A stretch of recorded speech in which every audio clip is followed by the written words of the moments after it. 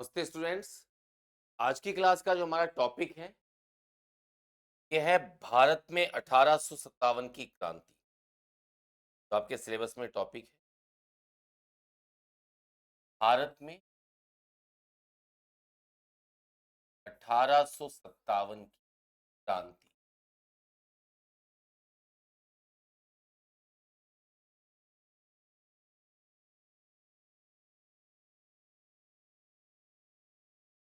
Start करते हैं इस टॉपिक को, भारत में 1857 की क्रांति।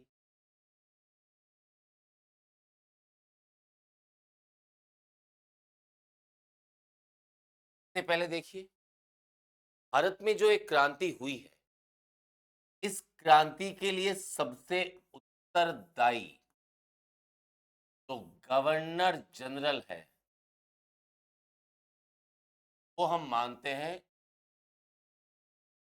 डलहौजी। लॉर्ड डलहौजी था भारत का गवर्नर जनरल। से सबसे उत्तरदायी गवर्नर जनरल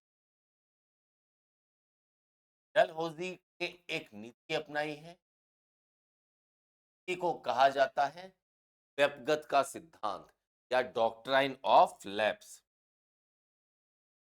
व्यपगत का सिद्धांत या डॉक्ट्राइन ऑफ लैप्स, ये लॉर्ड डलहौजी इस व्यपगत के सिद्धांत के तहत डलहौजी जो था ने भारत की रियासतों का विलय ये किया अंग्रेजी साम्राज्य में।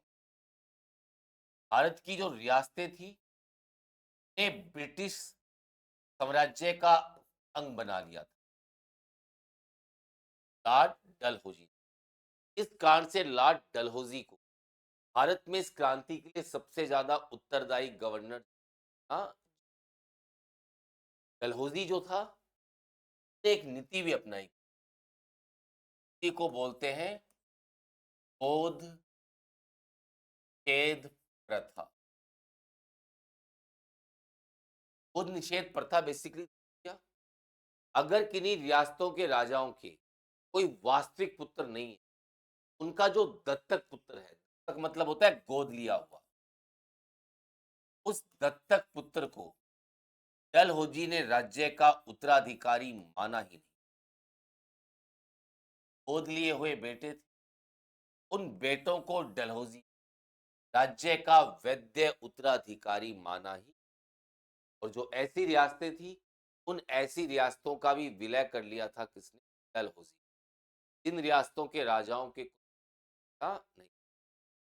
सबसे पहले डलहौजी गोद निषेध प्रथा के तहत कहलाता है 1848 में सतारा की रियासत। सतारा पड़ता है कहाँ, महाराष्ट्र। यहाँ के राजा थे अप्पाजी साहिब के कोई वास्तविक पुत्र नहीं के गोद लिए हुए पुत्र डलहौजी ने राज्य का उत्तराधिकारी माना ही। गोद निषेध प्रथा के तहत लाई जाने वाली सबसे पहली रियासत कौन सी है, सतारा। 1848 में इसका विलय था डल। जब ये विलय किया गया तो एक सांसद थे, उन्होंने इंग्लैंड के सदन हाउस ऑफ कॉमन्स में बोलते हुए कहा था, तो ठीक उस प्रकार से है कि लाठी की भैंस।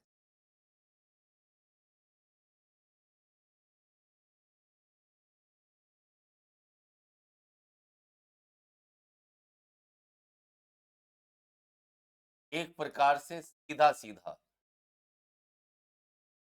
आपके शक्तिशाली होने के परिचायक है। डलहौजी ने सबसे पहले मिलाई है कौन सी रियासत, सतारा रियासत। सतारा के शासक हैं अप्पाजी साहिब। नेक्स्ट देखिए, फिर 1849 में डलहौजी दो रियासतें में, जैतपुर,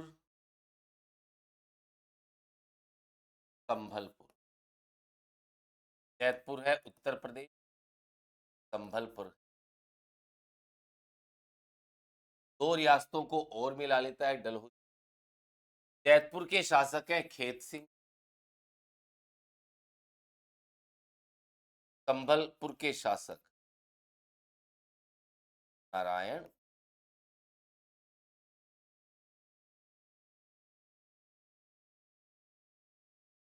1849 में दो रियासतों का विलय और करता है। जैतपुर उत्तर प्रदेश, खेत सिंह थे यहाँ के शासक।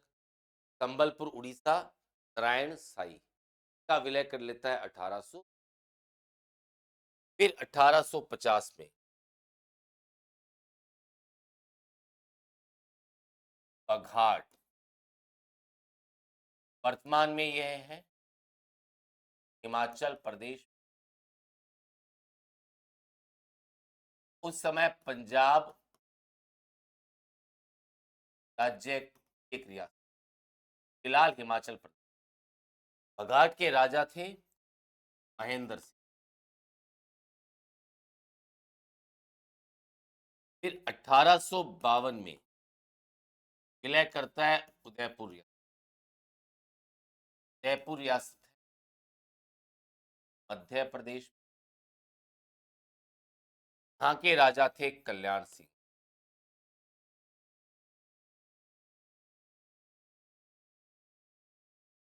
फिर 1854 में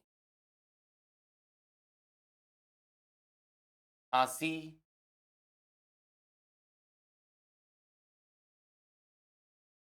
यहाँ के राजा थे गंगाधर राव।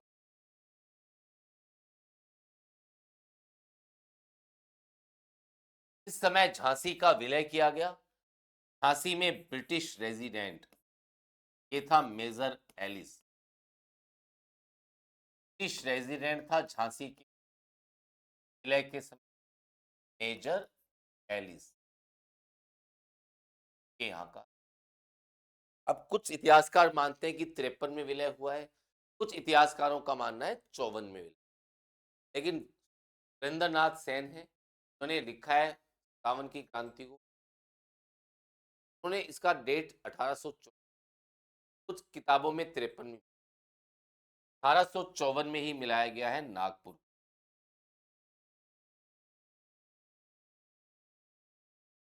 नागपुर के शासक थे रघुजी भोंसले।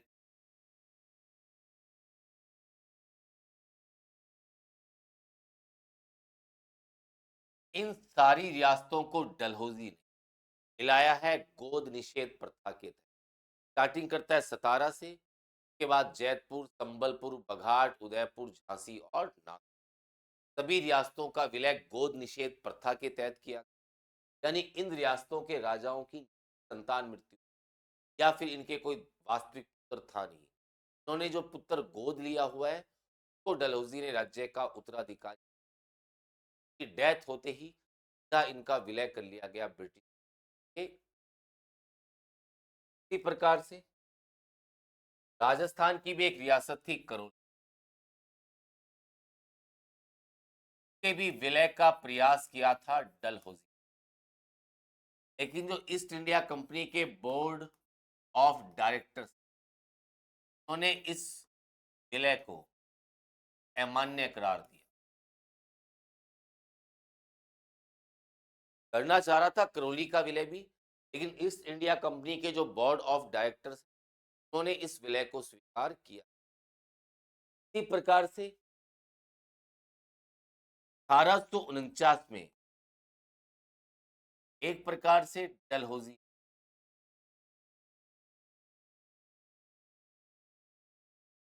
हड़प नीति के तहत जीता किसको? पंजाब को।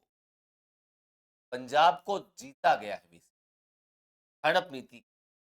कोई कारण नहीं था पंजाब पर अधिकार करने का, लेकिन 1849 में डलहौजी ये पंजाब को जीतता है हड़प नीति के तहत। इतने बड़े स्टेट का भी विलय किया। इसके अलावा एक स्टेट है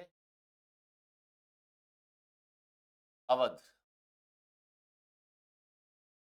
अवध की रियासत, अवध में नवाब हैं वाजिद अली शाह।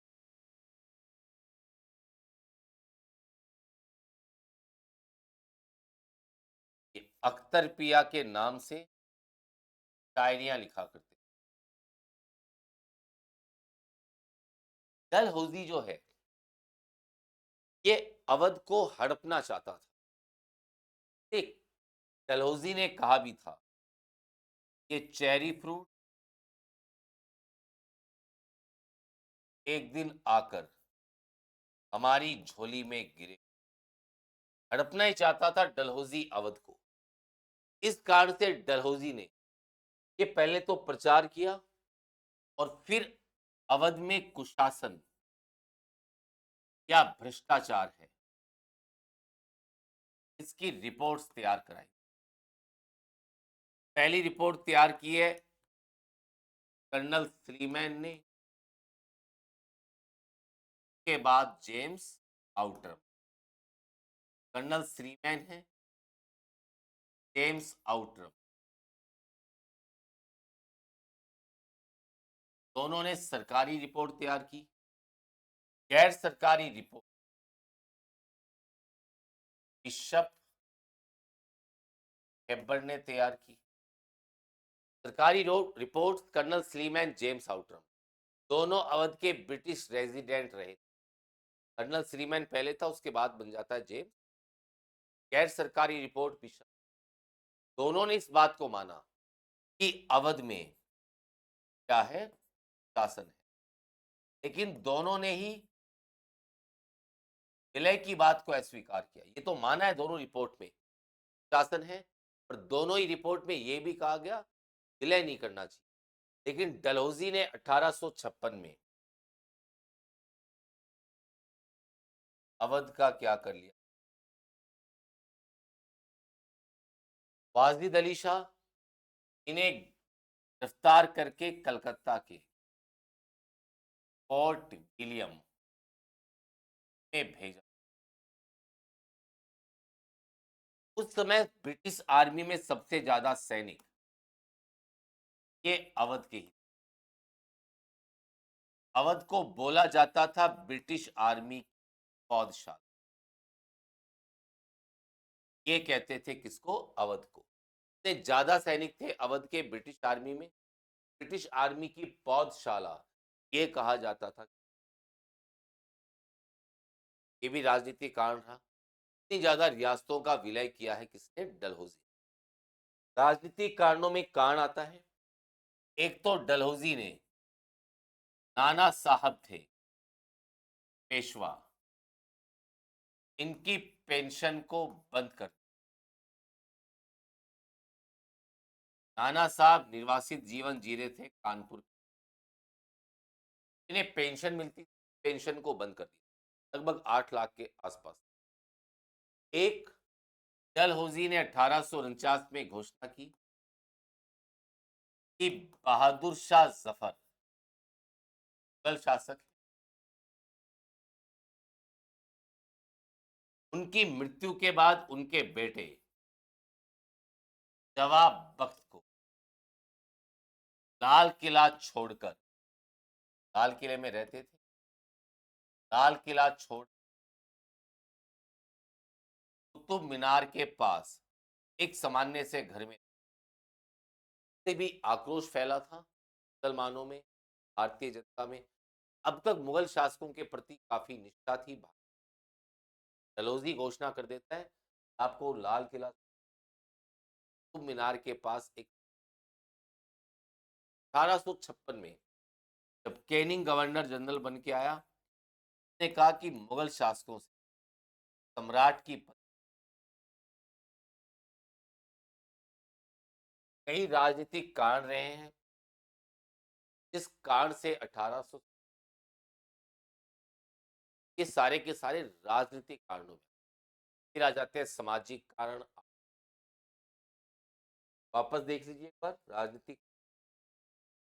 भारत में इस क्रांति के लिए सबसे उत्तरदायी गवर्नर जनरल ये मानते हैं लॉर्ड डलहौजी। एक नीति अपनाई जिसको बोलते हैं डॉक्ट्राइन ऑफ लैंड। इस सिद्धांत या इस नीति के तहत डलहौजी भारत की रियासतों का विलय कर रहा है राज्य में। नई प्रथा बनाता है गोद निषेध प्रथा। जिन रियासतों के राजाओं के कोई वास्तविक पुत्र नहीं है उनके गोद लिए हुए पुत्रों को डलहौजी राज्य का उत्तराधिकारी माना ही। गोद निषेध प्रथा के तहत सबसे पहले 1848 में आई है यहाँ के शासक हैं अब्बा। इस रियासत का विलय हुआ। एक सांसद है जोसेफ ह्यूम।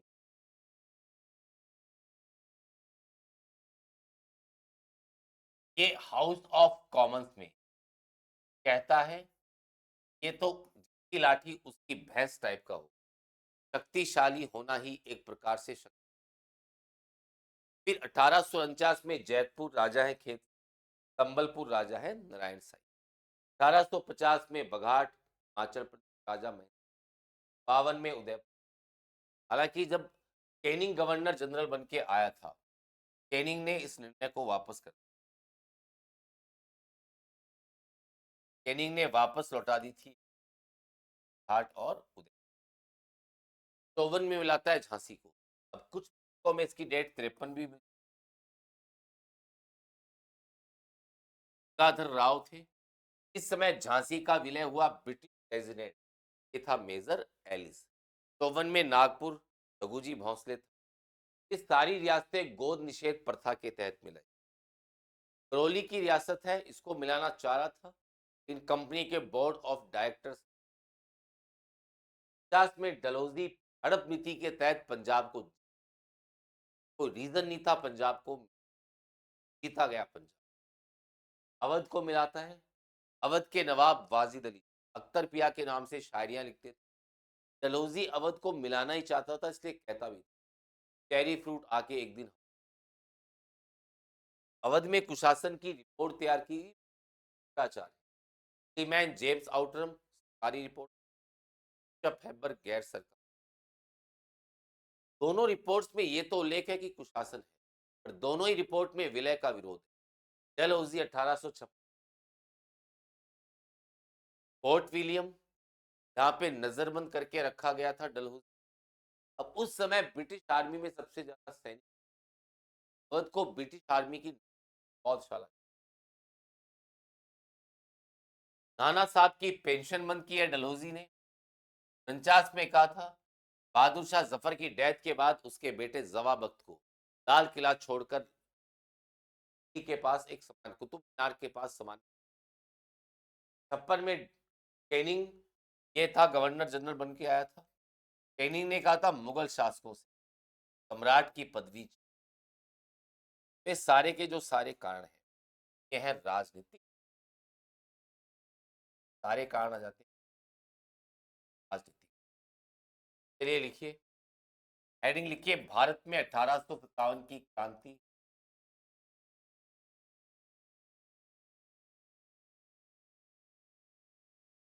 हेडिंग है भारत में 1857 की क्रांति।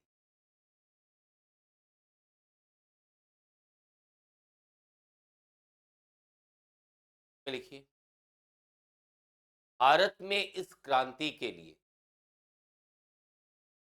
भारत में इस क्रांति सर्वाधिक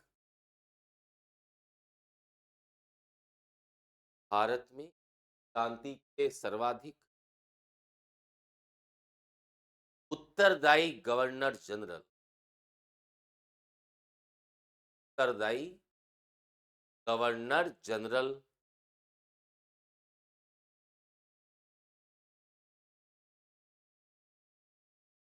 लॉर्ड डलहौजी को मानते उत्तरदायी गवर्नर लॉर्ड डलहौजी मानते हैं।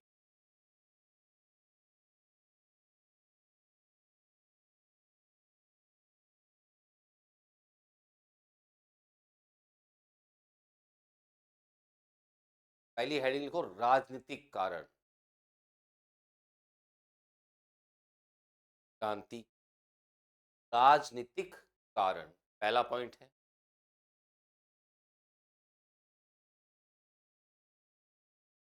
राजनीतिक पहला लिखो। डलहौजी की नीति को व्यपगत का सिद्धांत। डलहौजी की नीति व्यपगत का सिद्धांत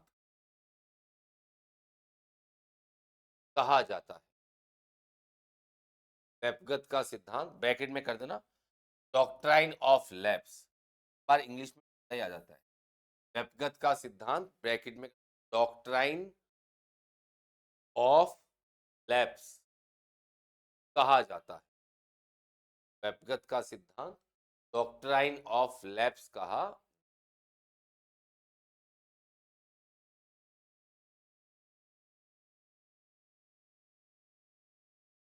इस नीति के तहत डलहौजी ने इस नीति के तहत डलहौजी ने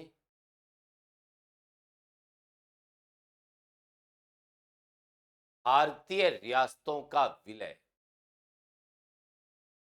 भारतीय रियासतों का विलय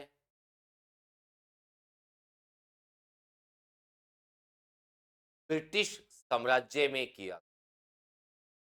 भारतीय रियासतों का विलय ब्रिटिश साम्राज्य में किया था।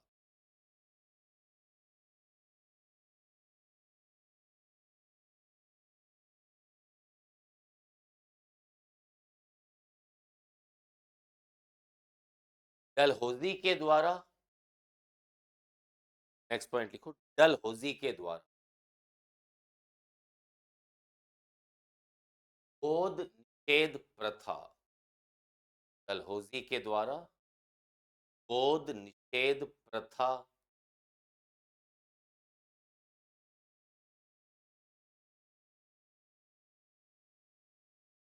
प्रारंभ की। गोद निषेध प्रथा प्रारंभ की के तहत के तहत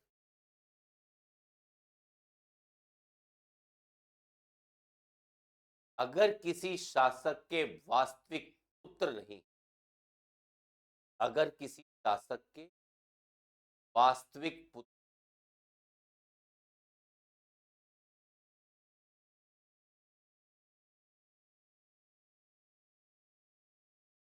डलहौजी उसके दत्तक पुत्र को डलहौजी दत्तक पुत्र को, दत्तक मतलब गोद लिया, दत्तक पुत्र राज्य का उत्तराधिकारी नहीं मानता। दत्तक पुत्र राज्य का उत्तराधिकारी मानता।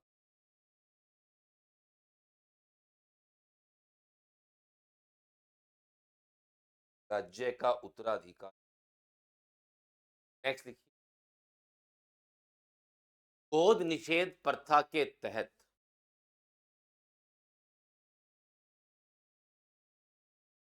गोद निषेध प्रथा के तहत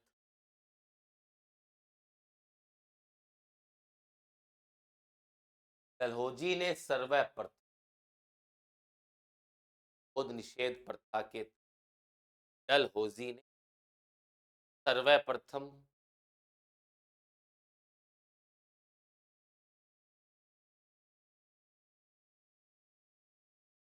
1848 में सतारा रियासत, 1848 में सतारा ब्रैकेट में तो महाराष्ट्र रियासत का विलय किया था। सतारा ब्रैकेट रियासत का विलय किया था।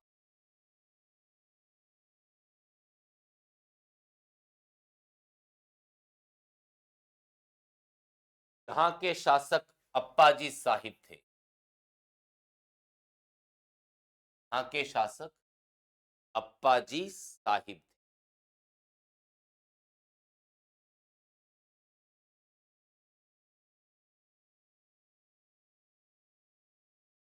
नेक्स्ट लिखो, सांसद जोसेफ ह्यूम। तो मैं सांसद था हाउस ऑफ कॉमन्स। सांसद Joseph Hume, Joseph Hume, house of Commons, Joseph Hume, house of Commons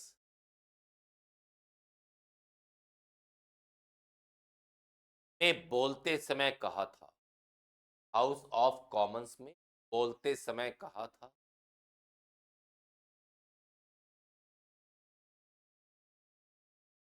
है जिसकी लाठी उसकी भैंस जैसा, यह है की लाठी उसकी भैंस जैसा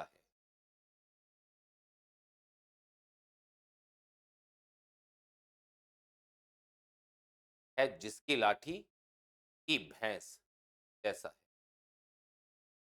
नेक्स्ट लिखिए, 1849, 1849 डैश लगा के लिख दो, जैतपुर यूपी में है।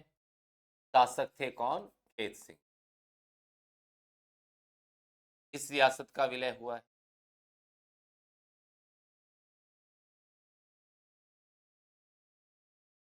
1849 में ही संबलपुर उड़ीसा, राजा है नारायण साईं, का विलय किया है। 50 में दोनों को करता है, जैतपुर संबलपुर। जैतपुर यूपी में है, राजा है खेत सिंह। संबलपुर उड़ीसा में राजा है नारायण साईं। 1849 में इन दो रियासतों का विलय है। फिर 1850 में लिखो बघाट। 1850 में है बघाट, हिमाचल प्रदेश में है वर्तमान। बघाट कहां पर है? हिमाचल प्रदेश। शासक है महेंद्र। उस समय बघाट पंजाब राज्य की एक रियासत था ना। वर्तमान में बघाट हिमाचल प्रदेश में है, राजा है महेंद्र सिंह।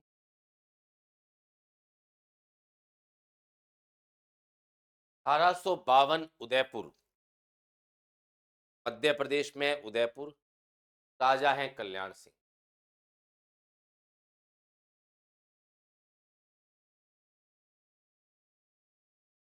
1852 उदयपुर, राजा है कल्याण। उदयपुर ये मध्य प्रदेश।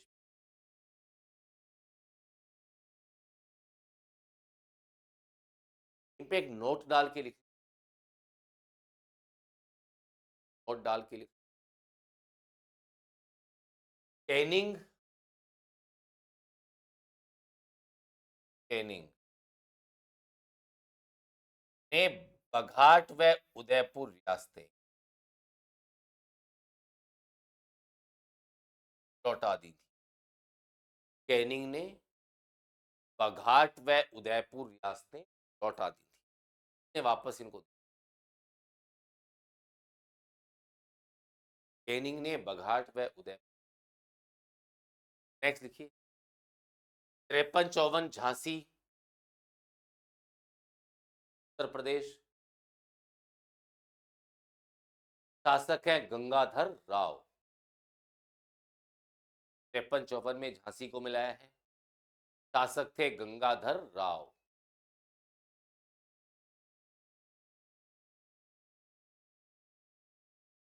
लिख लीजिए, झांसी के विलय के समय, झांसी के विलय के समय ब्रिटिश रेजिडेंट, झांसी के विलय के समय ब्रिटिश रेजिडेंट मेजर एलिस थे। ब्रिटिश रेजिडेंट मेजर एलिस थे, मेजर एलिस। 1854 में लिखो नागपुर महाराष्ट्र, रघुजी भोंसले।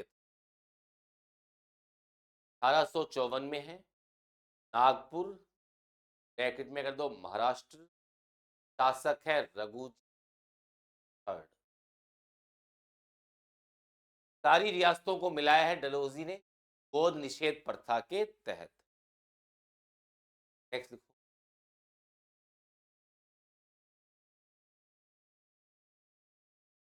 डलहौजी ने राजस्थान की रियासत, डलहौजी ने राजस्थान की रियासत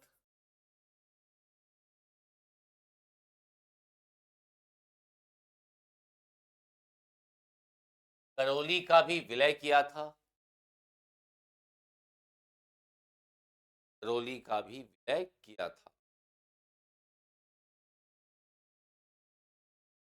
परंतु ईस्ट इंडिया कंपनी के, east India company board of directors,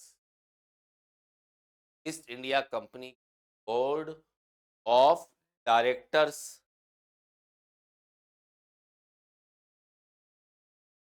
ने यह कहकर,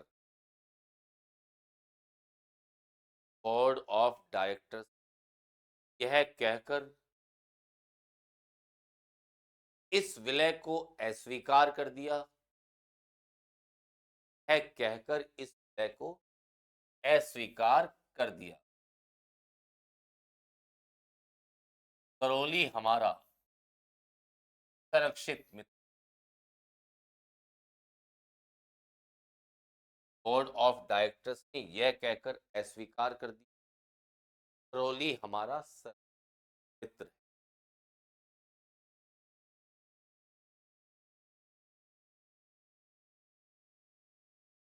संरक्षित।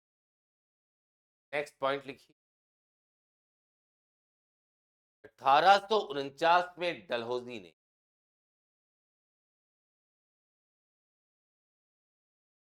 1849 में डलहौजी ने हड़प नीति के तहत पंजाब को जीता। डलहौजी ने हड़प नीति के तहत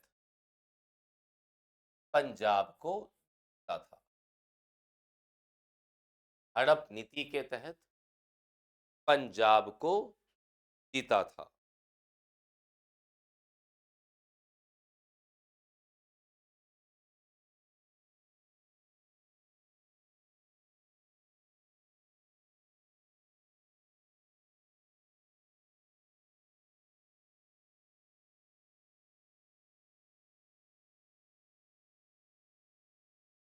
नेक्स्ट लिखिए।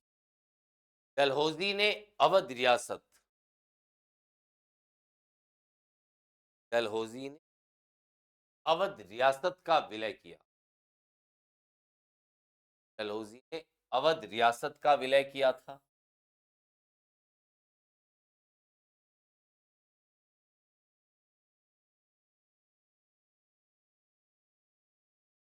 यहाँ के शासक वाजिद अली शाह, यहाँ के शासक वाजिद अली शाह, ब्रैकेट में कह दो अख्तर पिया, वाजिद अली शाह, ब्रैकेट में दो अख्तर पिया, वाजिद अली शाह थे।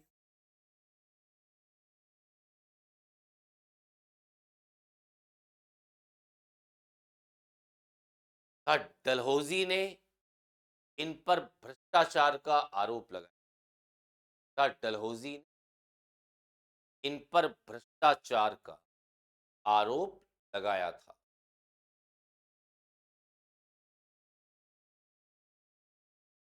भ्रष्टाचार का आरोप लगाया था।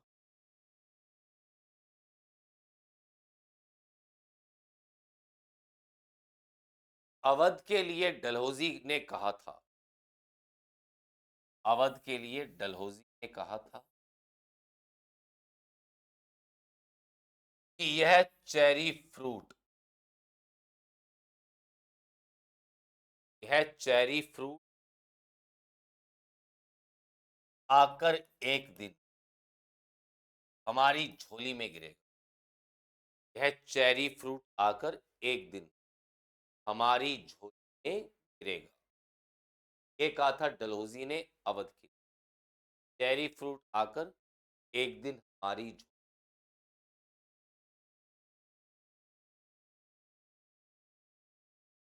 नेक्स्ट लिखिए।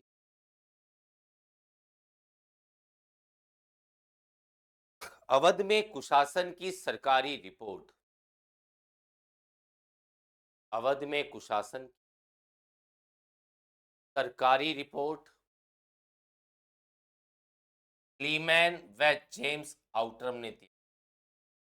सरकारी रिपोर्ट मैन व जेम्स आउटरम ने तैयार की थी।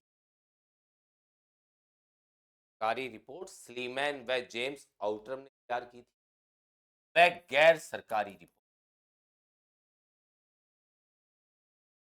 गैर सरकारी बिशप हेबर ने तैयार की थी। गैर सरकारी बिशप हेबर ने तैयार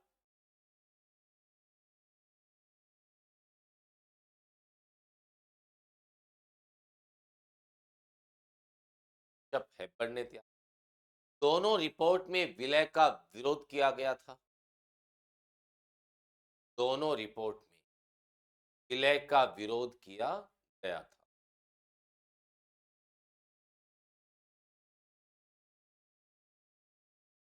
परंतु 1856 में डलहौजी ने अवध का विलय किया। परंतु 1856 में डलहौजी ने अवध का विलय किया। अवध का विलय किया। तब वाजिद अली शाह को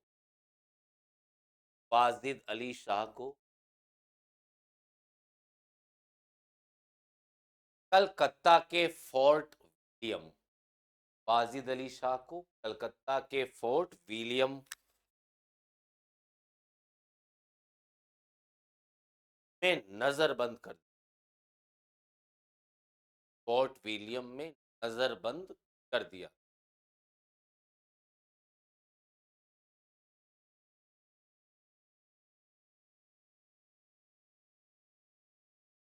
जबकि उस समय ब्रिटिश आर्मी में सर्वाधिक सैनिक अवध के थे। आर्मी में सर्वाधिक सैनिक अवध के थे।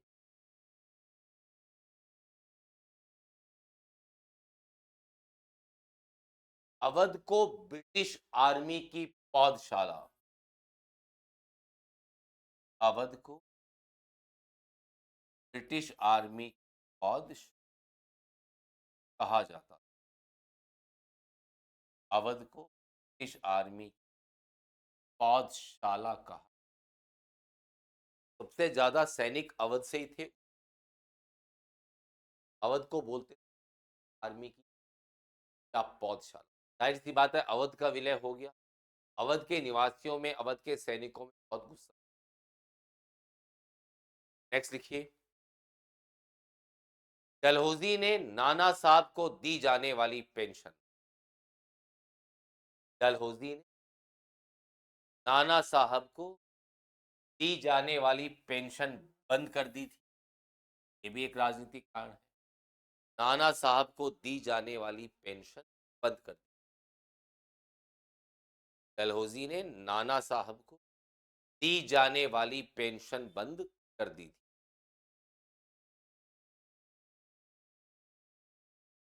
1849 में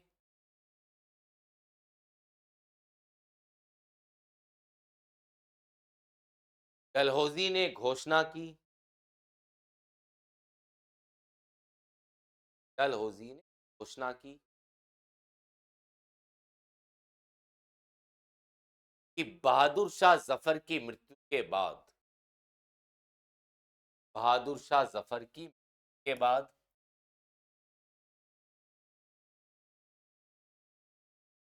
उनके बेटे जमा बख्त को मृत्यु के बाद उनके बेटे जमा बख्त को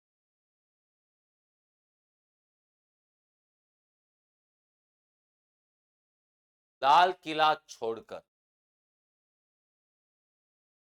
लाल किला छोड़कर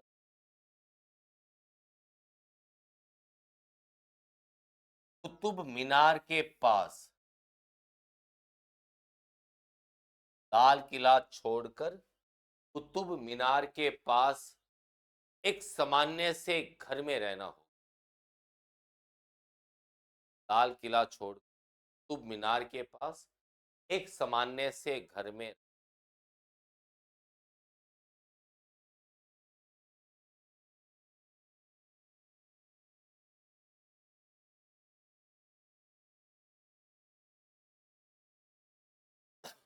1856 में कैनिंग 1856 में कैनिंग ने यह घोषणा की थी